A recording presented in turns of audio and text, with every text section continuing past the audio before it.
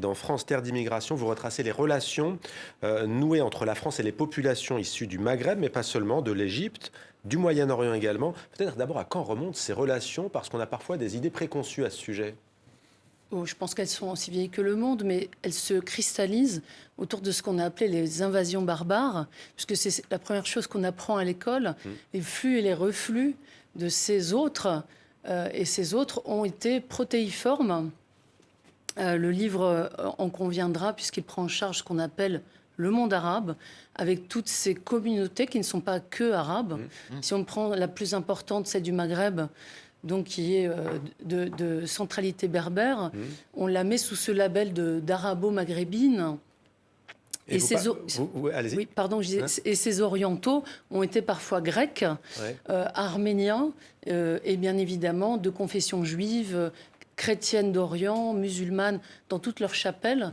Et c'est cette mosaïque-là qu'on interroge. Et du 8e siècle jusqu'au 21e siècle, jusqu'à notre siècle, un livre qui réunit quand même plus d'une trentaine de spécialistes. Vous explorez génération après génération la vie politique, sportive, économique, artistique et littéraire. Pourquoi cette démarche historique et sociologique ? Il nous a semblé important de rappeler à nos lecteurs le commun et nos imaginaires collectifs qui s'articulent sur plusieurs siècles. On a tendance à enfermer cette réalité de population au fait colonial, ce qui est important dans les réducteurs. Réducteur et important. Mais cette importance qui n'est déjà pas prise en charge, le fait colonial n'est pas suffisamment connu et enseigné, on se rend compte que cette altérité définitive qui continue de cristalliser les discours politiques, elle prend souche dans un imaginaire qui est ancien et profond. Le vocabulaire des croisades, quand on parle de ces populations, les mots que nous employons dans la langue française, les lieux, les souvenirs, les réminiscences sont à la fois positives et négatives.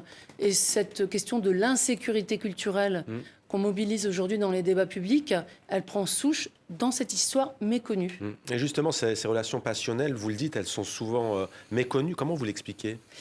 Je pense qu'on n'a pas su dépasser le récit d'un État-nation qui aura une identité figée. L'identité est un phénomène en mouvement, au Liban, en Algérie, en Grèce, etc., etc. Les frontières juridiques ne sont pas celles de la géographie humaine.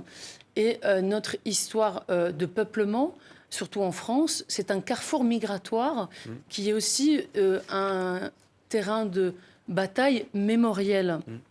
Et je pense qu'il fallait réintroduire des sources, des savoirs, mais aussi quelque chose de plutôt contre la dimension anxiogène qui s'abat sur ces populations quand on les évoque dans notre histoire commune.